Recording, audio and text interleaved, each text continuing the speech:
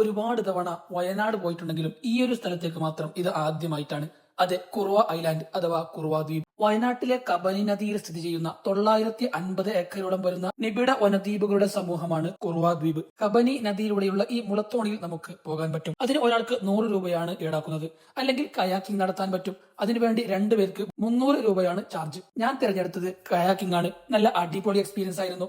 ആദ്യമായിട്ടാണ് ഞാൻ കയാക്കിംഗ് ചെയ്യുന്നത്. അങ്ങനെ ഞങ്ങൾ കയാക്കിങ്ങിന് ഇറങ്ങിയത് വലിയ ആത്മവിശ്വാസത്തോടെയായിരുന്നു. യൂട്യൂബ് വീഡിയോസും റീൽസും ഒക്കെ കണ്ട് ഇത് എളുപ്പത്തിൽ കൊണ്ടുപോകാം എന്ന് കരുതി. പക്ഷേ കാര്യം വിചാരിച്ചതുപോലെയല്ല. കയാക്ക് സ്വന്തം ഇഷ്ടത്തിന് പോകാൻ തുടങ്ങി. ഞങ്ങൾ വലത്തോട്ട് പോകണമെന്ന് വിചാരിച്ചപ്പോൾ ഇടത്തോട്ട് പോകുന്നു. മുന്നോട്ട് നീങ്ങാൻ വേണ്ടി അതിന്റെ പെഡൽ നീക്കിയപ്പോൾ സൈഡിലോട്ട് പോകുന്നു. ഏതായാലും അരമണിക്കൂർ സമയം അടിപൊളി എക്സ്പീരിയൻസ് ആയിരുന്നു.